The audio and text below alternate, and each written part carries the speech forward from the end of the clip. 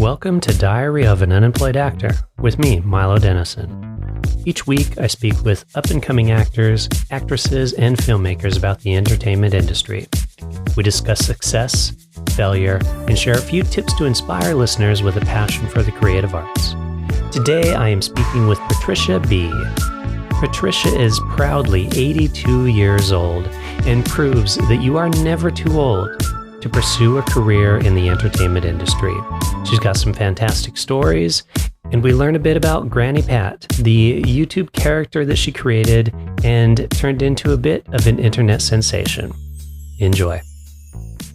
So are you American? I am, yeah. Where do you come from? I'm from Seattle originally. Oh, right. Haven't been there. No, not been there. No. Been to America a lot, but not been to Seattle. Oh, yeah, probably New York. A lot of people have been to the East Coast. Yes, been to New York and Florida. Also been, Florida, yes, about 12 times. I've also sung at Disney World. I've been there, yes. You've been there? Yeah. I've sung with the Disney Chorus and the Disney Orchestra, not just on my own, about 30 of us from England, and with a group from America, from Disney, Disney Chorus, Disney Orchestra, and the Sing Live group also from America, that the man who started it over here started the group in America. And that was absolutely fantastic. Went for 10 days and, sung at the World Showcase with about 2,000 people, with about 30 of us. And then we sang at the Singing Christmas Tree at Tampa. Okay. Mm-hmm. You know Tampa? Yeah, I've been to Tampa, yeah. A good friend of mine used to live in Florida. And so I had been down a few times to visit and kind of went all over the state. Yeah, we have a friend, a German friend, who I met through organising foreign students years ago, and he now lives in Florida. He's married to a lady, and they live in Florida. Yeah, we're in South Lakeland. Is that, how long of a commute is that to London? Because I would imagine to do acting work, a lot of it is in London. I think it's just under 3 hours. Okay. Because I have done one or two jobs in London with the filming in more recent years. My husband came down with me to one, and we did Get Your Act Together. Have you heard of that? Mm-mm. It's when a lot of well-known people do different acts, different to what they usually do, Okay. And we had to watch, and we were part of the audience, and then we were all mic'd up, and we had to comment on it. So that was good. My husband was in a bit better health then, and he came with me, and that was great. Oh, that would be fun. I've also done a dancing competition thing called Let's Dance, I think it was called, for Sky. And they didn't like my dance. I don't think they appreciated it at all. And they got me doing all sorts of weird things that the groups do, Why did they not like your dancing? Oh, well, because I danced to a song that I used to sing, an old time song. Do you know what old time is? Yes, You do. They didn't know what old time really was. So I said, well, it's a bit sort of like comedy, but it's from the old days, and they didn't seem to get it at all, And so I was dancing to my own song sort of thing, singing, and I just made up a dance to it, so they didn't Okay. Well, at least you had fun. Yeah, and I also went to London as well. I've been to London quite a lot of times. So I used to go up with my mother as a child because she loved musicals, and she used to take me to see musicals in London. So I've been to London a number of times. I'm with my husband working there for 20 years. I've been quite a few times to London. But I don't know my way around like he does. Okay. He knows his way around very well. I don't know my way around. I sort of get there and then I have to get a taxi or something, But anyway, so yes, I went with as Granny Pat to London as well. And they took me around London, which was great fun, and they filmed me on the train. So I saw that. What is Granny Pat? Because I did see that you. Sorry, what did you say? What is Granny Pat? Granny Pat? You know You know what a granny is, a grandma? Well, I know what a grandma is, yes. Yeah. Yeah. Well, Granny Pat is. You have to look at my videos. You probably haven't had time. No, I have. I looked through some of your stuff here already, yes. Have you got something there? Yeah, Which one have you got? There's me interviewing and talking to Sean Paul and Crepton Conan. Yeah, so I don't know who any of those people are. No. Oh, don't you? Well, they're rappers. Apparently, they're very well-known rappers. I mean, I didn't know who they were. That's part of the funny, what's supposed to be funny bit, because I don't know anything about rappers and what they do or what they say. And this is why, because I'm older and they're rappers or comedians, and this is the funny bit. You'll have to watch one of them after, and then you'll know more or less what I was doing. Unfortunately, they sold the business, so I'm not doing it now. That was just for 18 months, 2017 and 2018. So what was that? So it was a business that they just had grannies go talk to rappers? No. They were a big company, big Unilad, going now under a name called Lad Bible, I think. But it's different directors and everything like that because they sold it. And I was something new that they took on. They hadn't had a Granny Pat before. And I answered a casting on Star Now. And the man said, come along for an interview. So I went to Manchester for the interview. And he said, yes, we'd like you to be Granny Pat. They changed my name once or twice before they decided on Granny Pat, because my name is Patricia, you see. And so I went from there. And the first one was more of reading strange words and not knowing, you see, what they mean. Okay. Often rude words, and I didn't know what they meant, of course, And they were interviewing me, and they put that out, and then they decided they might do another one, and the lady from London came up, and she said, she thought that was great, and they decided to call me Granny Pat, and I must always appear in the same clothes, the same costume, which I did, and I must have made about 12 altogether. They're not all on YouTube, I see. Okay. But I think there's about 6 still on there. It says Unilad, Unilad. That's right, Unilad, yes. Yeah, okay, so that's who it looks like is putting them on here. But there's one on there that isn't me. Oh, okay. That's mixed up with them. A younger girl that's not me. Okay. But it says from 8 years ago, but that's not me. Yeah. I'm not the old one. It looks like the most recent one they have on here is 2 years old, and it says Granny Pat meets Crept and Conan. Yeah. That's right. Okay. Yeah, that was at their new restaurant, opening their new restaurant. Yes, that's right. There should be Sean Paul on there.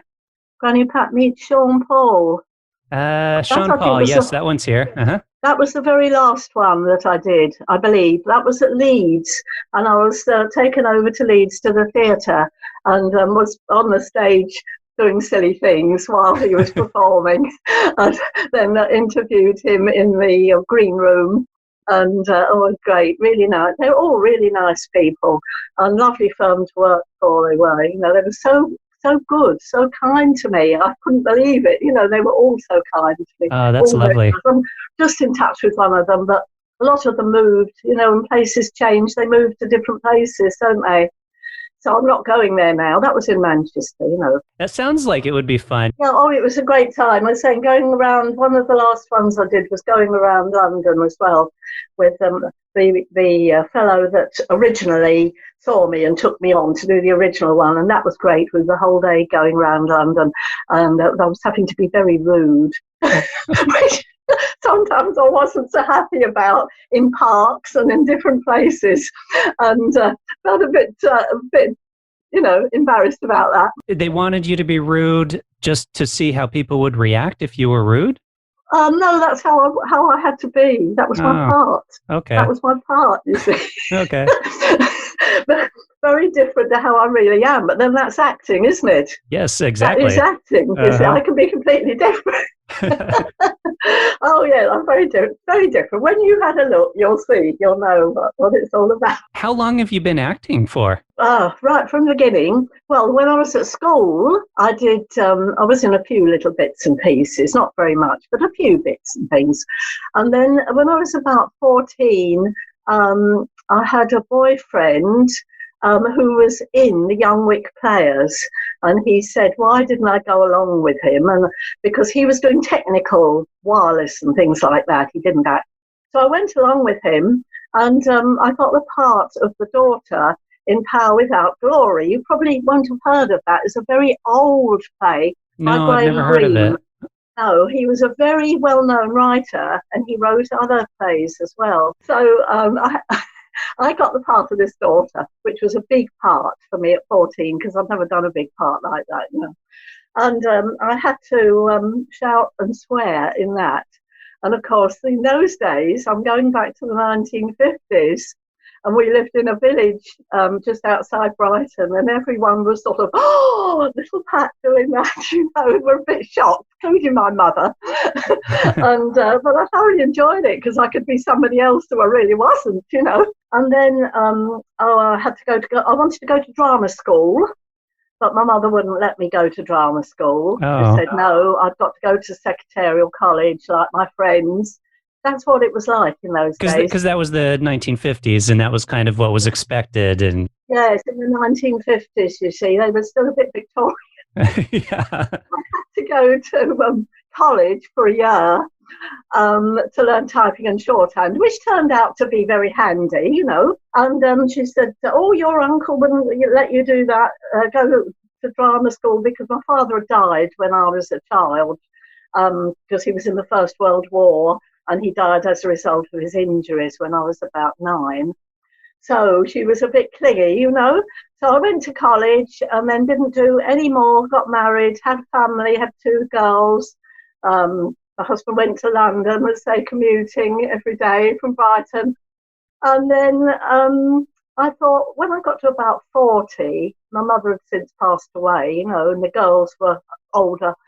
There was a local company, amateur company, and I thought, well, I might try that. I might pluck up courage and go. So I plucked up courage and went on my own, you know, to the next village, Shoreham, and joined that. And I was with that for a little while, and I did pantomimes and singing and all sorts of things and plays. And then I joined another one. We moved and we bought the guest house because my husband was made redundant. So we moved to Stenning and bought a guest house. We had to do something. He was made redundant so many times, about 7 in London in the 1970s. So I joined the local group there, and I was in that group for about 10 years. And I used to sing with a friend, and I was in lots of plays, and we did music halls, which I love, old-time singing and old-time music halls. Mm-hmm. We had a group going for that, and I used to go around with that. So I did a lot there, and I did quite a lot of parts. Then I also joined the local pantomime, which I loved, which I did many, many parts in that, from fairies to policemen to backup horse, all sorts of things. Did that for another about 15 years. And then my husband had a heart attack when we had the hotel in Windermere. And so I didn't do anything for a year or 2. And then when I went back into it, I went into the local operatic society, and I did 2 or 3 musicals with them. I had done 1 or 2 musicals in Sussex, so I'd already done that. And then he wasn't well again, so I came out. And then when I went back in the next time, it was Gilbert and Sullivan. You know Gilbert and Sullivan? So I did Gilbert and Sullivan for 15 years, which I thoroughly enjoyed, mainly in the chorus. I only had a couple of little parts, about 2 little parts, but mainly in the chorus. I did that for 15 years, and I did the pantomimes for 15 years. Wow. And I thought, well, I'd always wanted to do something along the professional lines, but along the way, I did do something in Manchester. I was at the Palace Theatre, and I was a slave in Aida, one of the big operas there. Yeah, uh-huh. So that was fun. And then I was in another professional play with two ladies that came from Manchester that organised plays and wrote plays and performed in them themselves. And they came to Kendal, which is where I live in the Lake District now. I was in Windermere at the time and advertised for people to be volunteers. So I did that. And then they took it to Keswick, another town in the Lake District, and I was in it there. And then we did it down in Lichfield in the Midlands in a festival as well. And then they filmed it. So I did quite a lot with them, which was nice. They were just two ladies, but they were professional. They're still doing plays all over the place. But they're very, very funny. Very, very funny. And they started in Manchester. They've been doing them for years. Yeah. And then they are very funny people. And that was great. So anyway, I thought, well, perhaps I'll look into doing some filming, And I started to try to get in to some agencies by writing. This was about 10 years ago. And I kept writing to different agencies and not really getting anywhere. And then I got into one in Carlisle, which is Northern Lake District, about an hour from us. And I used to go up there for their courses, which quite good, actually. We had to pay, of course.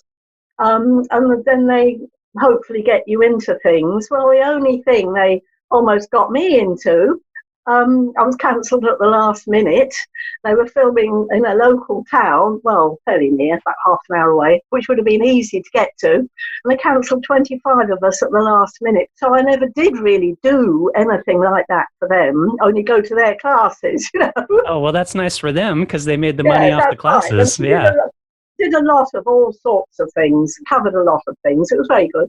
And then I tried various other agencies. It was quite difficult.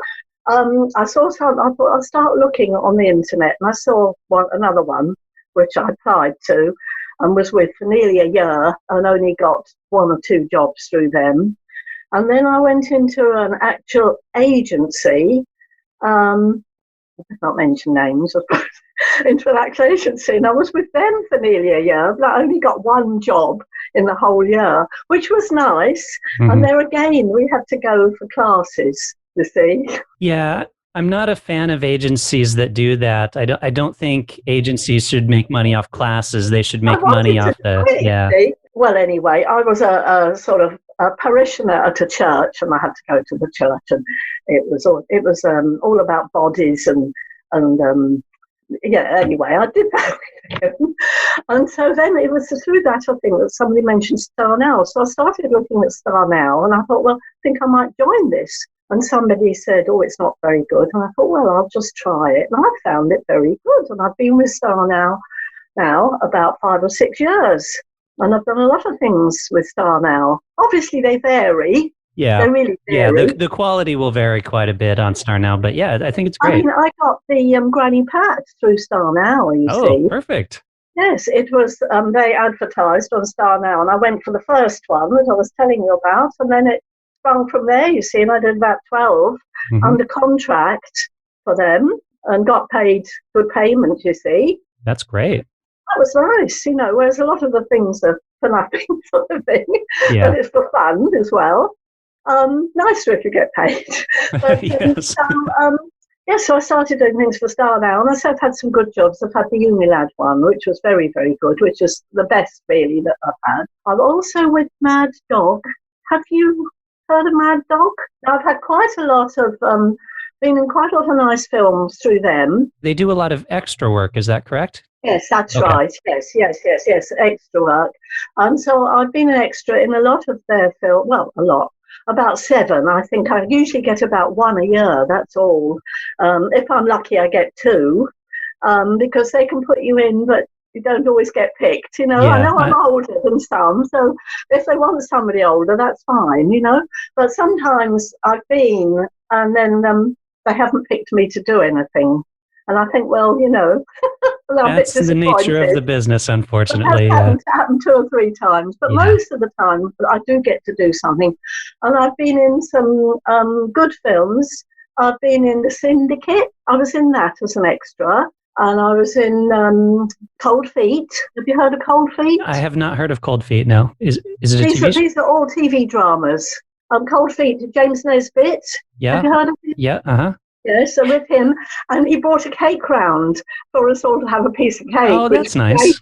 I think it was either it was his birthday or it was the first or last day of filming. I'm not sure now. Do you find when you're working as an extra that they treat you well, or yes. Sometimes there are stories about a lead actor being like mean and demeaning towards cast and crew and stuff. You've never had any of those experiences?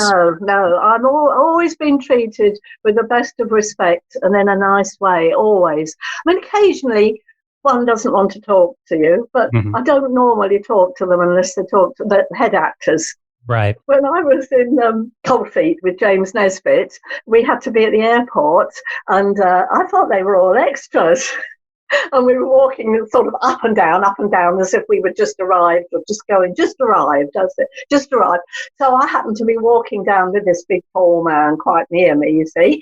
And so I thought, I'd just say, something, you wonder what the weather's like or something to him as we were walking down. And then I realised after he didn't answer, he just looked at me, one of the main actors. Oh, he was? Okay. I don't very often know who the people are. I mean, they might tell me, but I'm not much the wiser. Some of them I know, and I know more now than I did then. Yeah. But at the time, I didn't know many of the actors. Obviously, we watched television, but not always things that these people were in, Yeah. But mainly, on the whole, they are very friendly. And I say James Nesbitt, who was the lead, brought us around a piece of cake, and spoke to us by name, and that was lovely. And I was in another one, the 4 o'clock club, which is for children. You heard of that? No. Mm-mm. I hadn't either. But it's for children. And that was filmed at Manchester Airport as well, like Cold Feet department I was in. And that was good because I was part of a family. I was a granny, and then I had a daughter, and I had 2 little grandchildren, supposed to be. So I had to look after the little girl, and I really enjoyed that. And we had to be on the travelator. So it was a bit dodgy. I had to watch her on the travelator and get off at a certain time, go round, get back on again. And there was a naughty boy on it that kept turning round and going the wrong way on the travelator. So I had to be really cross with him, you see, part of the filming. And so I enjoyed that. And that was a really good one. And I was doing things the whole time, you see. Not sort of sitting around. Yeah. I was actually on there doing it the whole time. But I've been on some, as I say, which is disappointing, don't get to do anything. A couple of Sky ones, actually, I haven't done that. They sort of give you a bit to do at the end, and you don't know if you're going to be in it or not. Well, that's most extra experiences are you stand around all day and you wait, and you might not be on screen. Yeah. The last one I was in is called Life. Now, I haven't seen that on the television yet, so I don't know what's happened to it. But with that one, I was a bit disappointed because I usually have to go and stay in Manchester, which obviously costs me to stay in Manchester overnight because we don't have any trains early enough to get me there in time. They start at 7 o'clock. Yep. So I can't get there, say, till 8:30 or 9, So I have to go and stay the night, which I don't mind, but I have to find somewhere which I think is fairly near where I'm going. Then I have to get a taxi the next morning, it's all a bit of a worry. And then the taxi driver can't find where I have to go. And I'm thinking, I'm never going to get there, And sometimes they take me to the wrong place, and I say, don't leave me here, I don't know where I am, Anyway, so, the last one was Life. So I was a bit disappointed about that because the girl that was choosing people to do things didn't choose me, didn't pick me at all. And I just had to go and sit in the hall with a couple of other people, 3 of us, very nice, older, well, no, not older, but middle-aged man. We had to sit there for ages. And then she'd come and get, the others would come back and then she'd come and get them. And I think, no, it's still not me. She's not picking me for anything. And in the end, some of us went down to watch and we hung around and watched. And I said to some of them, so usually they're very friendly, and this was ITV, and I've done a lot of ITV ones, but different people, you get different people. They seem to have them just for the day, not as permanent employees. They just have them for the day or a few days, so you don't know them. So anyway, I was talking to some of the fellows, and they were all very nice. I said to one of them, I was Granny Pat, and he knew who I meant, you see, straight away. The younger ones, I'm not saying you're not young, but the younger ones, a lot of them know if I say, I don't say to all that many people, but I thought, I'm going to tell him, that I have done, I've got to push myself a bit more than I do. And I told him, and he managed, he told somebody else, and they managed to get me on at the end. And I sat in the cafe, and the principals were at another table in the window, and there was one or two other people, and I did quite a nice little bit at the end. And I knew they were filming me, because I'm sort of used to being film, and but whether I will appear on it or not, I don't know. I mean, I didn't make any fuss, because I'm not like that, I'll just sit quietly and do as I'm told, all day if necessary. But I thought, I'm going to just say that, now I've done that. And so that was nice. So whether I'm in it or not in the cafe remains to be seen. But I must tell you, have you heard of the A word? I think so. That sounds familiar. Yes, it's a film about a little autistic boy, and he grows up through the series. There's about 3 series. I think it was series 2 that I was in. So anyway, I got a part of Walk On, which was nice. So I sat there on this freezing cold March day outside this shop with a rug wrapped around me, waiting to be called to go on. So it was a completely different experience, because I went to the caravan. I expect we have to meet at a caravan, and then we're taken to the site. So I had to go past where we were going to film to meet at the correct place, which always seems a bit silly to me. But there we are, had to go to the correct place. And then we were taken back down to where I passed en route, So I sat there and waited. And then it was at the chemist shop. If you haven't seen it, you won't know. No, I haven't seen it. No, there were trailers. I don't know if there's still trailers on, but there's been a series 3 since then, where the boy's a bit older. But of course, I wasn't in that. But I think it's series 2. Can't remember which episode it was. 3, perhaps. Anyway, so it's when Tony Eggleston. You heard of Tony Eggleston? Yeah, I know Tony Eggleston. Yeah. Mm-hmm. Yes, he was in the film. It was when he goes into the chemist shop to buy something for his lady friend who is ill in hospital. So it all sounds a bit, what's he buying sort of thing. So I had to go and just sit in the shop very demurely, looking very old and serious. And he doesn't think there's anyone else in the shop. He goes marching into the shop to buy this, whatever it is, over the counter. And then he turns round and sees me sitting there, and he looks absolutely horror-struck, because I'd heard everything he said. And I just smiled at him like that. And then he goes out the shop. And that's all I had to do. And they call that a walk-on. I call it a sit-on. Yeah, well, because that basically you get a little extra money for that, is how it works. Just a little bit. Well, that's the only time, really, quite honestly, that I make any money, when it's near home, when I don't have to stay overnight, when I can just drive there and back, and don't have to stay overnight. And yes. Yeah, because I would imagine the cost that you're spending to stay overnight is pretty much barely covering, what you're making. And your train fare, which they don't pay, which is only £13. That's not, because I'm over 60, I'm 82. So, that's cheap, but it's for staying overnight, know. I did have 2 days anyway, it was very good, and it was a thriller.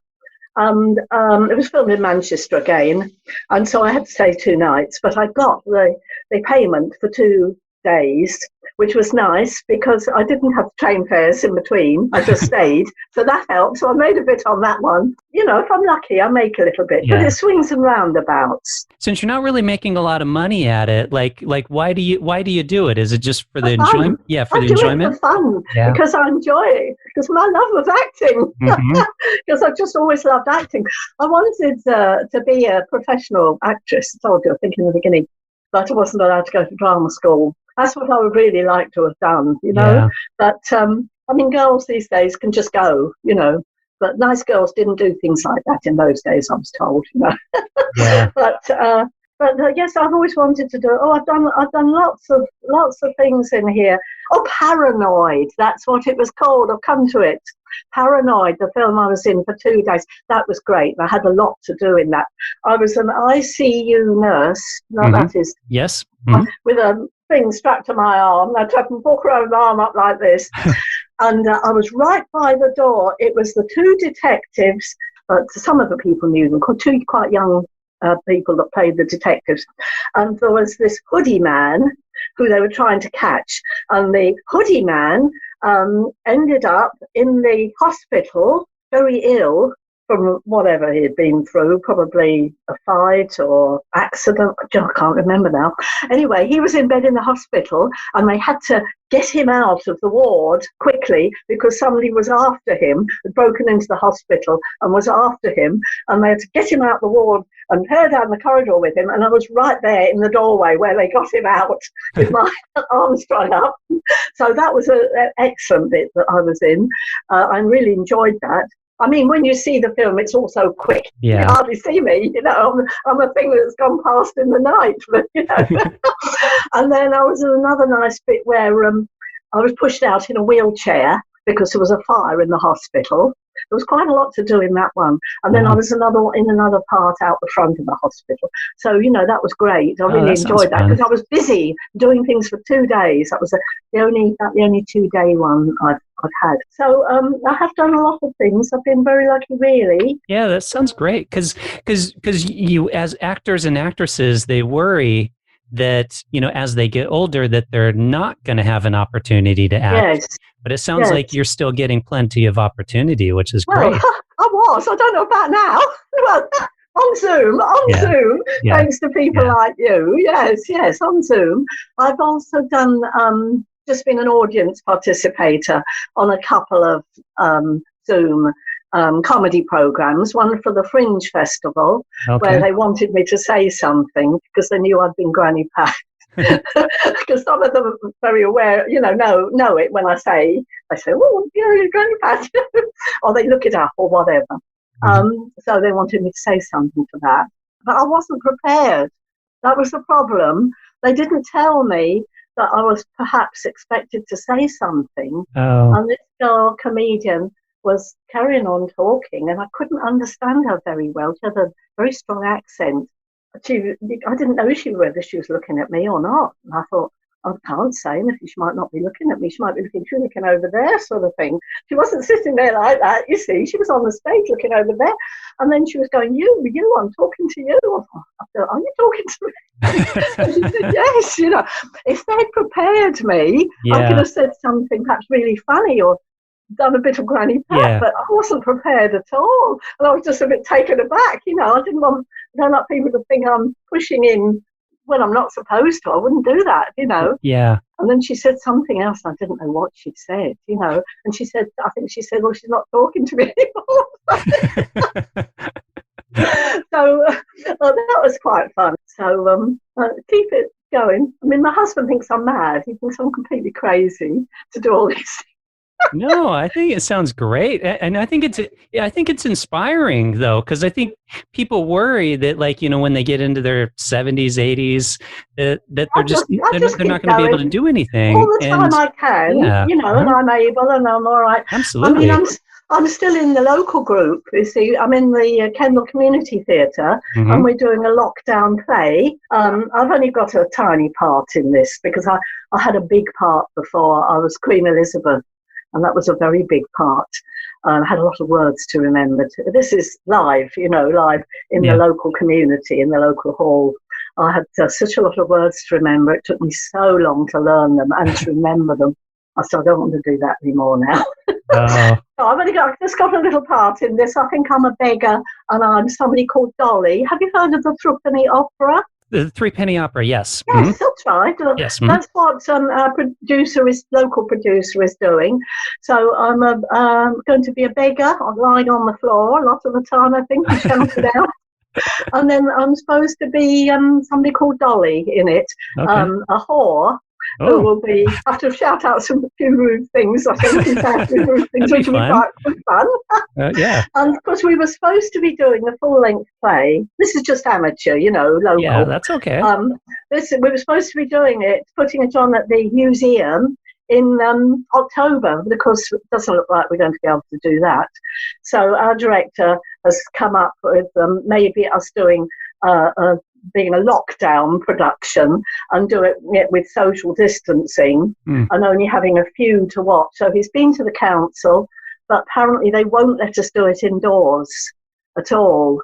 We've got to do it outside. And we're going to use books. We're just going to do the first scene and the last scene, whoever happens to be in them, with books. And we think that we're just going to be allowed to do it in the car park of where we rehearsed once. And we just do it in the car park, and anyone who comes, they'll make sure they're socially distancing and standing well away. But this will be end of August. He's managed to book up the place where we rehearse, the village, Castle Street Village Centre, in the car park, and a place somewhere else, a studio where we can do it. Whether we'll be able to do the whole thing in October, we don't know. Probably not anyway. So that's keeping us going. I think he wants to keep it all going. But yes, I'd say to older people, if they want to do it, Might as well keep doing it as long as you can. I know. Mm-hmm. People say, well, keep it going, keep it going. Absolutely. So anyway, to get back to what you were saying, yes, keep going, everybody. Oh, that's okay. I think that's a lot. That's plenty. I think. Sorry, I probably talk too much. Yeah. When you can cut out what you don't want. I might cut out a little bit. No, I think that's fantastic. I think that's great. I've enjoyed it. It was lovely hearing your stories. Well, I've enjoyed it as well. I should probably think of some things after. Didn't tell him so-and-so. Oh, that's okay. Yeah. Yes, well, I hope we meet again sometime. What else will you be doing? Anything exciting? I've been doing this, but I do a little bit of acting as well. So I try to do some extra work and some acting work whenever I can. But like everybody else, there's nothing going on right now. No. But do you never produce other shows or anything else apart from this? I do another one. The other one is a review show. So it's an independent movie review show. So we watch independent movies and then do reviews of them and stuff. So that's the other show that I do. Right. So you're keeping busy during lockdown, managing to keep busy. Yeah. Do I say bye-bye now then? Yeah, we're good. Thank you. It was lovely talking to you, Patricia. Thank you very much, Myla. We might meet again sometime. Okay, hopefully. Thanks. Thank you very much. Bye. Bye-bye. Bye.